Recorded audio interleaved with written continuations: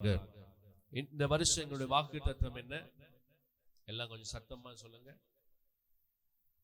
எசாயா 60ஆம் அதிகாரம் 22ஆம் வசனம். நம்ம எல்லோரும் சேர்ந்து ஒரு முறை சத்தமாக அந்த வார்த்தையை நாங்கள் வாசிக்க போகிறோம்.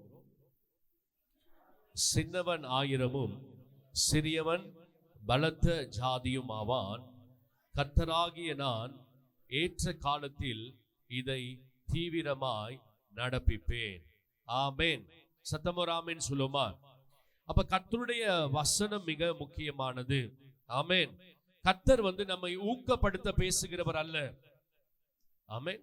ஊக்கப்படுத்துறதுக்கு ரொம்ப விஷயம் இருக்கு. நீங்க யூடியூபுக்கு போனாலே உங்களை ஊக்கப்படுத்துவதற்கு, உற்சாகப்படுத்துவதற்கு அநேக வார்த்தைகள் இருக்கிறது, செய்திகள் இருக்கிறது. ஆனால் தேவனுடைய வார்த்தை நம்மை ஊக்கப்படுத்துவதல்ல, நம்மை உயிர்ப்பிக்கிற வார்த்தை. என்ன பேர் ஆமென் சொன்னீங்க? கர்த்தருடைய வார்த்தை என்ன செய்கிறது? உங்களையும் என்னையும் அது உயிர்ப்பிக்கிற வார்த்தை. ஆமென். காரணம், தேவன் என்ன செய்திருக்கிறார்? ஆண்டவர் தன்னுடைய ஜீவனை உங்களுக்குள்ளும் எனக்குள்ளும் என்ன செய்திருக்கிறார்? முதலீடு செஞ்சிருக்கிறார். ஆமென். ஆமென். என்ன செஞ்சிருக்கிறார்? அவருடைய உயிர் தெளிதலின் வல்லமையை உங்களுக்குள்ளும் எனக்குள்ளும் அவர் முதலீடு செய்திருக்கிறார். ஒரு ஆமென் சொல்லுமா? அப்ப இன்னைக்கு ஆண்டவர் இந்த வருஷம் கொடுத்த வாக்குத்தத்தம் எசாயா 60:22 ஆண்டவர் சொல்றாரு, சின்னவன் ஆயிரமும், சொல்லுங்க, சின்னவன் ஆயிரமும் சிறியவன் பலத்த ஜாதியும் ஆவான். கர்த்தராகிய நான் ஏற்ற காலத்தில் ஆண்டவர் சொன்னாரு தீவிரமாய் நடப்பிப்பேன். அப்ப இதற்குள்ள இருக்கிற ஒரு முக்கியமான வார்த்தை ஏற்ற காலம். சொல்லுங்க, ஏற்ற காலம். கர்த்தர் ஒரு காரியத்தை செய்ய எல்லாத்துக்கும் என்ன வச்சிருக்கிறாரு? ஒரு ஏற்ற காலத்தை வைத்திருக்கிறார். ஆமென். ஆமென். ரைட் டைம் இருக்குது. ஆமென். சரியான நேரம் இருக்குது. அது நல்ல நேரம் கிடையாது. ஒரு காலம் நல்ல நேரம் பார்த்து நம்ம எல்லாம் செஞ்சோம். நல்ல நேரம் பார்த்து கெட்டு போன ஒரு ஜாதின்னா இயேசு அறிய முன்னுக்கு நம்ம அப்படித்தான் இருந்திருக்கிறோம். அப்படித்தானே? சில பேர் ரட்சிக்கப்பட்டும் நல்ல நேரம் பார்க்கிறார்கள். சரியாது? ஹலோ, ஸ்ரீலங்காக்கு நல்ல நேரம், சிங்கப்பூருக்கு கெட்ட நேரம். தெரியுமா அது? அப்ப இந்த நேரம் எல்லாம் என்ன செய்கிறான்? பிசாசான நம்முடைய வாழ்க்கையை ஏமாற்றுகிறான். ஆனால் தேவன் தன்னுடைய காரியத்தை செய்ய ஒரு ஏற்ற காலத்தையும் நேரத்தையும் அவர் வைத்திருக்கிறார். அது நல்ல நேரம் அல்ல, அது தேவன் நம்முடைய வாழ்க்கையிலே அவர் வைத்த காரியத்தை கொண்டு வருவதற்காக தேவன் நியமித்ததுதான் அந்த நாள். ஒரு ஆமென் சொல்லுங்க. என்ன சொல்றேன்னா, கர்த்தர் ஒரு சீசன் வச்சிருக்கிறாரு. அந்த சீசனுக்காக ஆண்டவர் என்ன செய்திருக்கிறார்? ஆண்டவர் நம்மை உருவாக்கி இருக்கிறார். ஒரு ஆமென் சொல்லுங்க. நான் நினைக்கிறேன் இத்தனை வருஷம் அவர் உங்களோட ஜெபத்துல சில நேரம் சில காரியம் நீங்க அவர் சமூகத்துல கேட்டு நடக்கல. அதுக்கெல்லாம் ஒரு காரணம் இருக்கு. 2026 கர்த்தர் அதற்கு பதில் கொடுப்பார். ஆமென். அது சும்மா ஏதோ கொஞ்சம் பணத்தை கொடுத்துட்டு உங்களை நடத்துறதுக்கு இல்ல. பணத்துக்காக வாழ்றவன் வாழ்க்கை ரொம்ப வேஸ்டான ஒரு வாழ்க்கை. உலகத்துல ரொம்ப பணக்காரங்க இருக்கிறாங்க. சின்னவன் பெரியவனான கதையெல்லாம் இருக்குது. ஆனா நானும் நீங்கள் அப்படி அல்ல. தேவ ராஜ்யத்துக்காக வாழும்படி இயேசு அழைத்திருக்கிறார். ஆமென் சொல்லுங்களேன். ஹல்லேலூயா. அவருடைய சித்தத்துக்காக வாழும்படி தேவன் நம்மை அழைத்திருக்கிறார். ஆமென். அப்ப ஆண்டவர் சொல்றாரு, ஏற்ற காலத்தில் இதை நான் என்ன செய்வேன்? தீவிரமாய் நடத்துவேன். அப்ப 2026 என்பது தேவன் உங்களுடைய என்னுடைய வாழ்க்கையில வைத்த அவருடைய காரியத்தை கர்த்தர் வெளியே கொண்டு வருகிற ஒரு வருஷம். வாசிப்போம். பிரசங்கி 3ஆம் அதிகாரம். பிரசங்கி 3ஆம் அதிகாரம் 3ஆம் அதிகாரம் 1ஆம் வசனம். எல்லோரும் எடுத்து வாசிப்போம். நல்லா சொல்லுங்க. ஒவ்வொன்றிற்கும், சத்தமா, ஒவ்வொன்றிற்கும் ஒவ்வொரு காலம் உண்டு. வானத்தின் கீழ் இருக்கிற ஒவ்வொரு காரியத்துக்கும் ஒவ்வொரு காலம், சமயம் உண்டு. ஆமென். அப்ப கர்த்தர் என்ன செய்திருக்கிறார்? அவர் செய்கிற காரியங்களுக்கு ஒரு காலத்தை அவர் நியமித்திருக்கிறார். ஆமென். எல்லாத்துக்கும் ஒரு சீசன் இருக்கு. ஆமென். இது உங்க லைஃப்ல இருக்கிற கர்த்தர் நியமித்த ஒரு சீசன். ஆமென். விசுவாசிக்கிறீங்களா? மாம்பழம் சீசன்ல தான் என்ன கிடைக்கும்? என்ன கிடைக்கும்? மாம்பழம் கிடைக்கும்.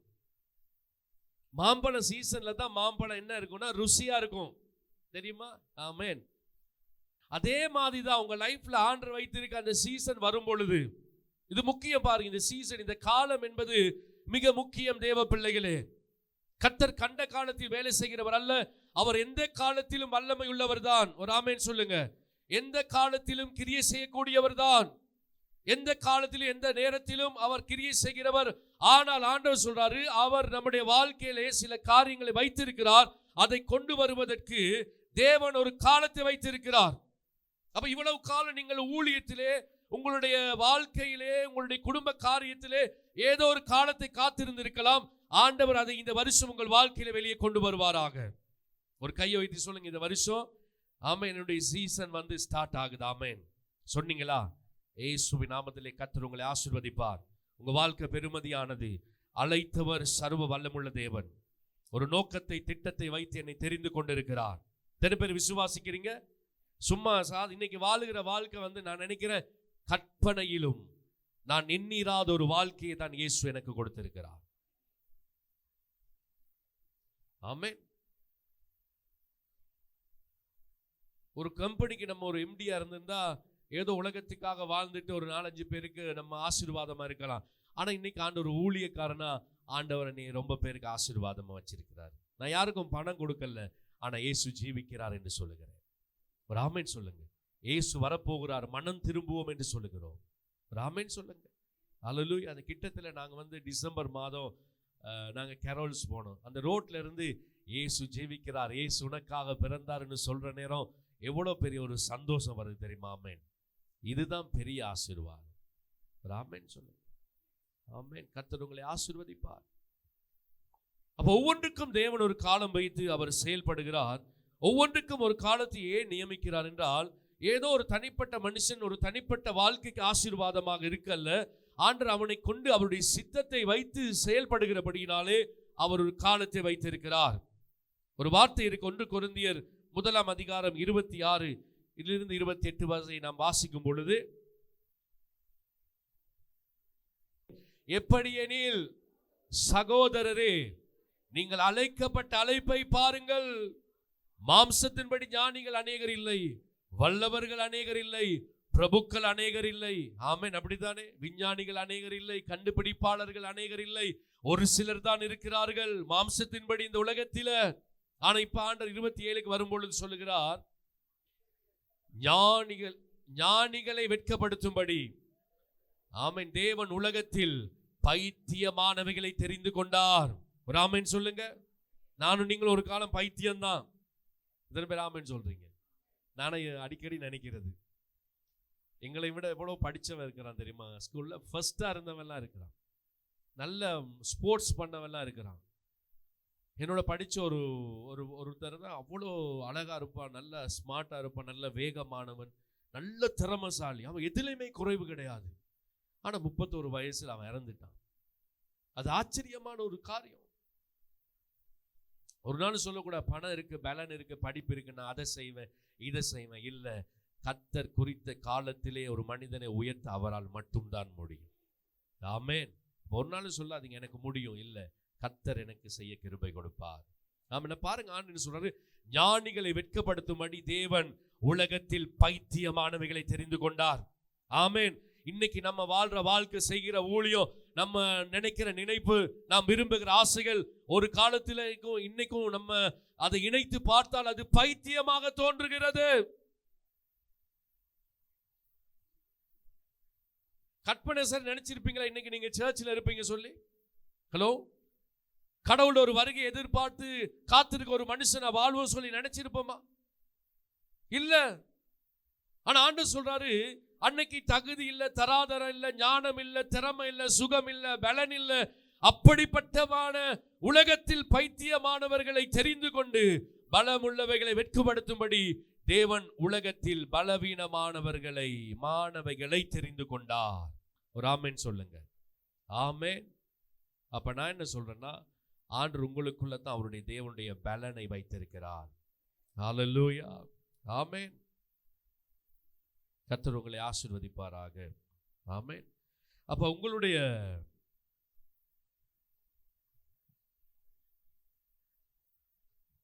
அப்ப ஆண்டவருக்கு ஒரு காலத்தின் தேவை இருக்குது. ஹலோ, ஏன் அவர் ஒரு காலத்தை நியமிச்சிருக்கிறாரு?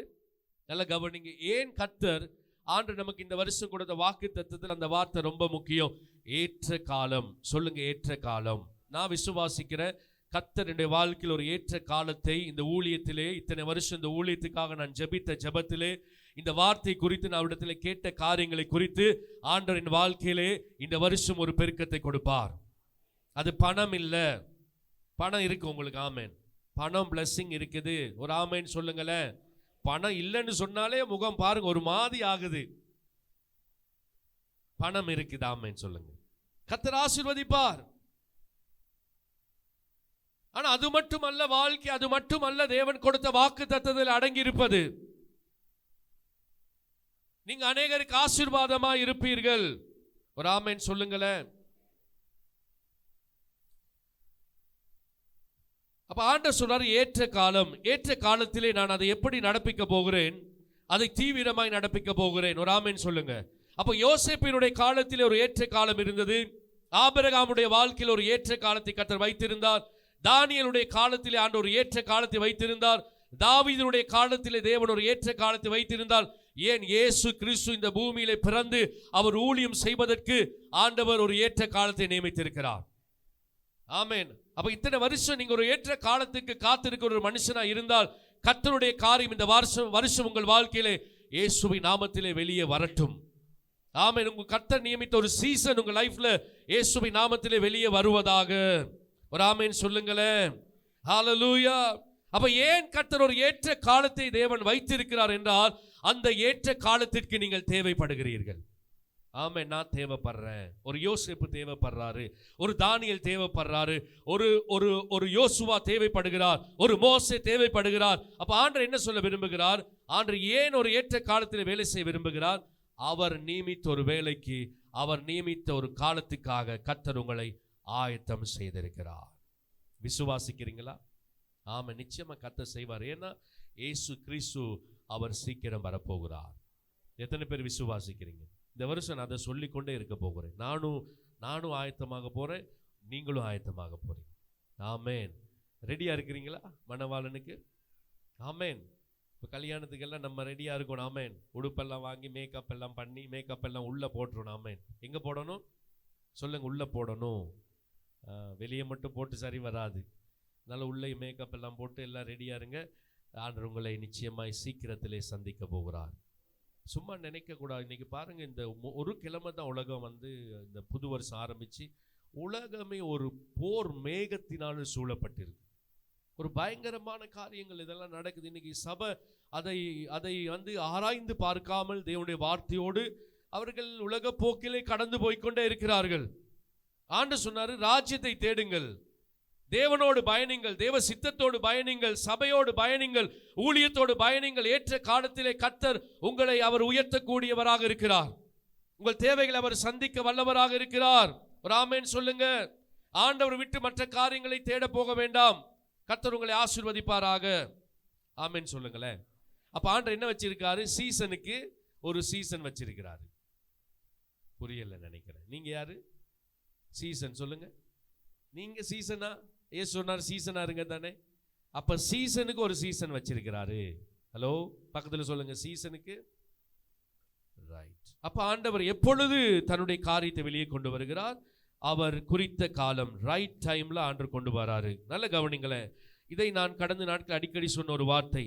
1000 பேருக்குள் ஒரு சின்னவன் இருப்பது சாதாரணமான ஒரு விஷயம். அப்படித்தானே உலகத்துல 1000 பேருக்குள் சின்னவன் இருப்பது சர்வசாதாரணம். இந்த வார்த்தையில சும்மா பார்க்காதீங்க, கொஞ்சம் தியானிங்க. ஆமென். அப்ப ஆண்டவர் என்ன சொல்றாரு? சின்னவன் 1000. சொல்லுங்களேன். இந்த வசனம் இதை சொல்லிட்டே இருக்கணும், சின்னவன் 1000. அப்ப கவனிங்களேன், சின்னவன் 1000ங்களுக்குள் ஒரு சின்னவன் இருப்பது அது ஆச்சரியமான காரியம் அல்ல, சாதாரணமான காரியம் உலகத்திலே. ஆனால் ஒரு சின்னவனுக்குள் 1000 இருப்பது அது வேற மாதிரி. ஆமென். ஒரு ஆமென் சொல்லுங்க. நான் நினைக்கிறேன் இந்த சின்னவனுக்குள் கர்த்தர் 1000ங்களை வைத்திருக்கிறார். ஒரு கையை வைத்து சொல்லுங்க, இந்த சின்னவனுக்குள் கர்த்தர் 1000ங்களை கர்த்தர் வைத்திருக்கிறார். ஆமென். அப்ப பலத்த ஜாதிக்குள் ஒரு சிறியவன் இருப்பது சகஜமான காரியம். ஆமென். சர்ச், ஹலோ, விழிச்சிருக்கீங்களா? ஒரு ஆமென் சொல்லுங்க. பின்னுக்கு எல்லாரும் ஒரு ஆமென் சொல்லுங்க. ஆமென். அப்ப பலத்த ஜாதிக்குள் ஒரு சிறியவன் இருப்பது, ஹலோ, இருக்குமா இல்லையா? கூட்டத்துல ஒரு சின்னமே இருக்கிறது சகஜமான காரியம், சாதாரணமான காரியம். ஆனால் சிறியவனை பலத்த ஜாதி ஆக்குவது என்பது இந்த உலகத்தில் யாராலும் முடியாது. ஆனாலும் நானும் நீங்களும் ஆராதித்து இன்று வாழ்ந்து கொண்டிருக்கின்ற வாழ்க்கை ஆண்டவர் அப்படி மாற்றி இருக்கிற ஒரு வாழ்க்கை. அப்ப இந்த சிறிய மனிதனை பலத்த ஜாதியாக்குவதற்கு யாருடைய பின்புலத்தினாலும் முடியாது. ஆமேன். உலகம் எதிர்பார்க்கிற எந்த அதிகமும் என்னிடத்தில் இல்லை. எத்தனை பேர் ஆமேன் சொல்றீங்க? சொல்லுங்க. உலகம் எதிர்பார்க்கிற அதிகம் உங்களிடத்தில் என்னிடத்திலும் கிடையாது. இது தேவனுடைய செயல். சொல்லுங்க, இது தேவனுடைய செயல். ஆமேன். அப்ப ஆண்டவர் என்ன விரும்புறாரு? இந்த வசனத்தில் ஆண்டவர் எதை வைத்திருக்கிறார்னா அநேக காரியம் ஆண்டவர் இதற்குள் அடக்கி வைத்திருக்கிறார். ஆமேன். இந்த வருஷம் இதெல்லாம் இந்த வாழ்க்கையில நடக்கும். ராமேன் சொல்லுங்க. சொல்லுங்க. எஸ்ஐயா 60:22 என்னுடைய வாழ்க்கையிலே இந்த வருஷம் நிறைவேறும். ஆமேன். கர்த்தர் அப்படியே செய்வாராக. கர்த்தர் பேசிய, உங்களை உற்சாகப்படுத்தி தரிசனம் கொடுத்த, ஆண்டவருடைய காரியங்களை குறித்து கொடுத்த சகல வார்த்தைகளும் நிச்சயம் உங்க வாழ்க்கையில நிறைவேறும். ஒரு வார்த்தையும் கர்த்தர் தரையிலே விழவிடாமல் உங்கள் வாழ்க்கையில் அவர் நிறைவேற்ற போகிறார். ரோமர் 9:9 ரோமர் 9:9 அந்த வாக்குத்தத்தமான வார்த்தையாவது, எல்லாரும் சொல்லுங்க, அந்த வாக்குத்தத்தமான வார்த்தையாவது குறித்த காலத்திலே வருவேன். நல்லா சொல்லுங்க. ஆமென். இது ஒரு தீர்க்க தரிசன வசனமா இருக்கட்டும். ஆமென். குறித்த காலத்தில் சொல்லுங்க, குறித்த காலத்தில் வருவேன். அப்ப இந்த வருஷம் ஆண்டவர் இதெல்லாம் பேசுறாருன்னா நான் நினைக்கிற ஒரு பெரிய மாற்றத்தை கர்த்தர் உங்களுடைய என்னுடைய வாழ்க்கையில வைத்திருக்கிறார்.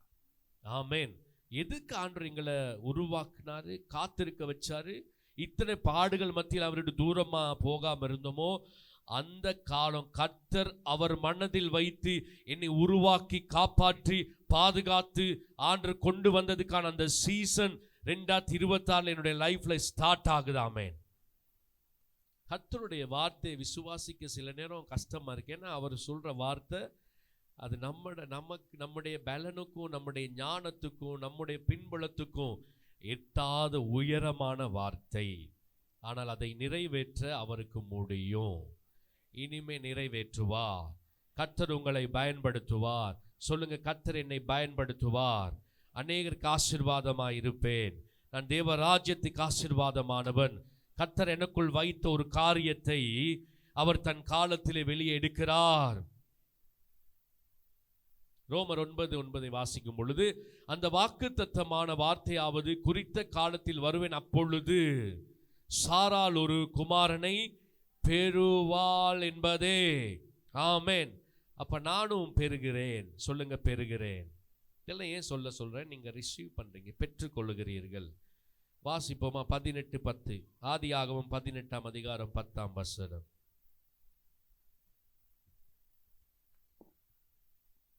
அப்பொழுது அவர் ஒரு உட்பவ காலகட்டத்தில், நல்ல கவனிங்கள். அப்ப நான் என்ன சொல்லுகிறேன்? என்னுடைய வாழ்க்கையில கர்த்தர் ஒரு காலத்தை வைத்திருக்கிறார். ஒரு ஆமென் சொல்லுங்க. என்னை உயர்த்தி வைத்து அவர் கொண்டு வந்த, இதுவரை நடத்தி வந்த பாதையிலே அவர் நியமித்த நாட்கள் காலங்களுக்கான ஒரு காலத்தை தேவன் நியமித்திருக்கிறார். சர்ச் ஒரு ஆமென் சொல்லுங்க. கடவுள் மேல நீங்க கசப்பா இருந்தீங்களா? நான் ஜெபிச்சேன், காத்திருந்தேன், நடக்கல சொல்லி இந்த வருஷம் ஆண்டவர் நிச்சயமா நடத்துவார். ஆமென். ஏன்னா நான் அவருக்கு தேவைப்படுகிற மனுஷன். ஒரு ஆமென் சொல்லுங்க. அது உங்ககிட்ட இருக்கிற திறமை ஞானத்தினால் அல்ல, அவருடைய செலெக்ஷனே அப்படிதான் இருக்கும். ஹலோ, எப்படி இருக்கும்?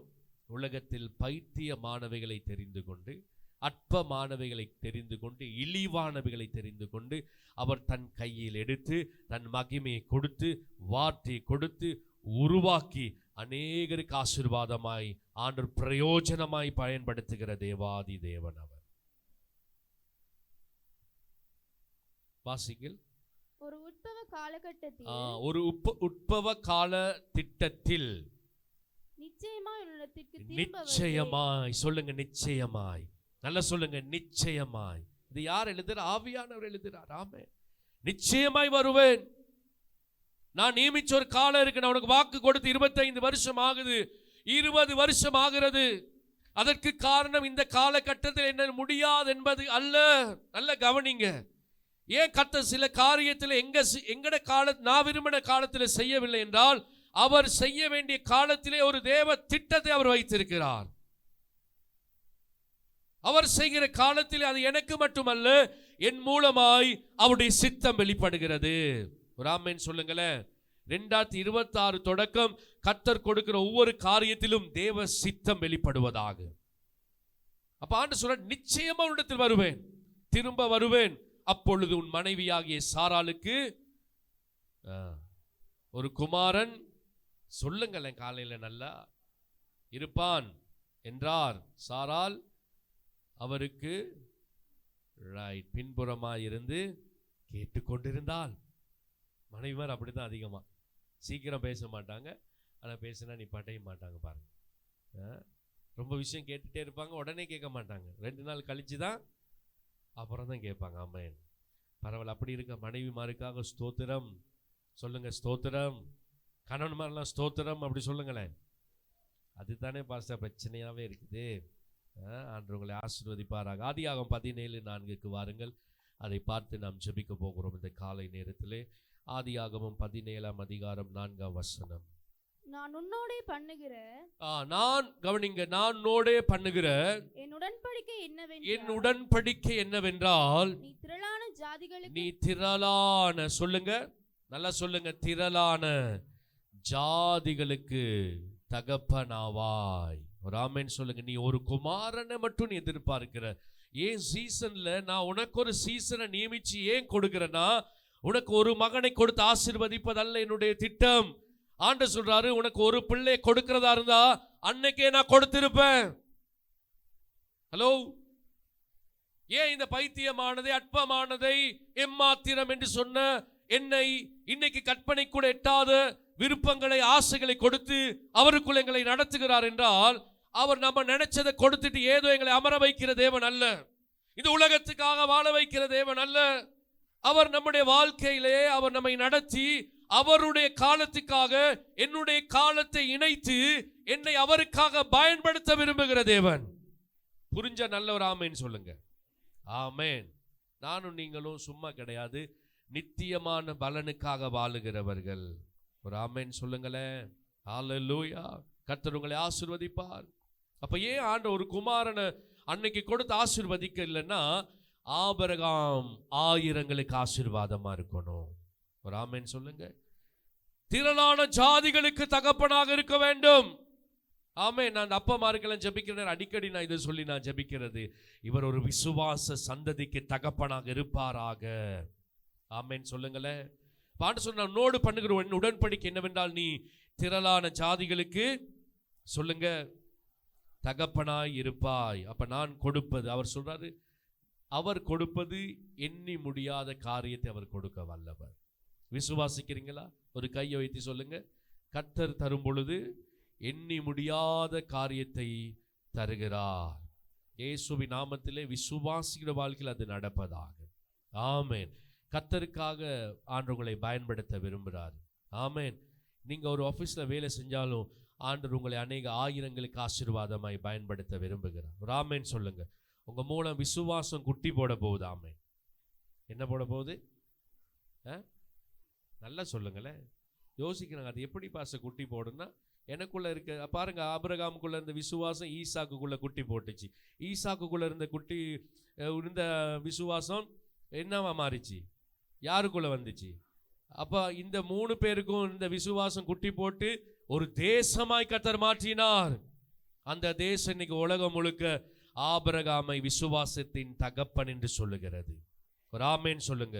உங்களுக்குள்ள இதுவரை உங்க வீட்டுக்குள்ள குடும்பத்துக்குள்ள கர்த்தர் ஆரம்பித்தது எல்லாம் இந்த 2026 ஆயிரங்களுக்கு ஆசீர்வாதமை கர்த்தர் மாற்றுவார். ஒரு ஆமென் சொல்லுங்க. நீங்க ஒரு பலத்த ஜாதி ஆவீர்கள். தேவ பிள்ளைகளை எப்பயுமே நீங்க ஒரு இலக்கை வச்சு அதை மட்டும் நோக்கி பார்க்காதீங்க. என்ன கவனிங்க, கர்த்தர் ஒரு இலக்கை வைத்து ஒரு காலத்தை வைத்து உங்களையும் என்னையும் அவர் நடத்தி கொண்டிருக்கிறார். எத்தனை பேர் விசுவாசிக்கிறீங்க? எனக்குள்ள சில காரியங்கள் நானும் சோர்ந்து போயிருக்கிறேன். எத்தனை வருஷம் காத்திருப்பது ஆண்டவரே? ஹலோ, என்ன கவனிங்களேன். எத்தனை வருஷம் காத்திருப்பது? இந்த ஊழியத்தில் எத்தனை வருஷம் காத்திருக்கிறது? அந்த அபிஷேகத்துக்கு எத்தனை வருஷம் காத்திருக்கிறது? இந்த ஊழியத்துக்காக, சில நேரம் அந்த அழைப்புக்காக சில காரியங்கள் அவரிடத்திலே காத்திருக்கும். எத்தனை வருஷம் ஆண்டவரை காத்திருக்கிறது. ஆனா கர்த்தர் சொல்றாரு, நீ காத்திருக்கிறதுக்கான ஒரு காரணம் இருக்குது. அந்த ஆசையை நான் கொடுத்தது நான் தான், அதற்கான வார்த்தையை கொடுத்ததும் அவர்தான். ஆனா அவர் என் லைஃப்ல அவருக்கான ஒரு சீசனை வச்சிருக்கிறாரு. அன்னைக்கு அவருக்காக நான் தேவைப்படுகிறேன். ஒரு ஆமேன் சொல்லுங்க. மோசே ஆண்டவருக்கு ஒரு காலத்துல தேவைப்பட்டார். ஆமேன். ஹலோ, 80 வயசுல தேவைப்பட்டாரு. ஏதோ நினைக்கிறேன் 50 வயசுல ஆண்டவருக்கு நீங்க தேவைப்பட்டிருக்கிறீங்க. ஒரு ஆமேன் சொல்லுங்க. 40 வயசுல தேவைப்பட்டிருக்கிறீங்க. உலகத்துக்காக மட்டுமல்ல, இந்த வாக்கு தத்தம் கர்த்தருக்காக நீங்க வாழும்படி ஆண்டவர் வாக்கு தத்தத்தை கொடுத்திருக்கிறார். எத்தனை பேர் விசுவாசிக்கிறீங்க? உங்க விசுவாசம் அநேக ஆயிரங்களுக்கு ஆசீர்வாதமாய் மாறும். உங்கள் ஜெபம் அநேக ஜாதிகளுக்கு ஆசீர்வாதமாய் மாறும்.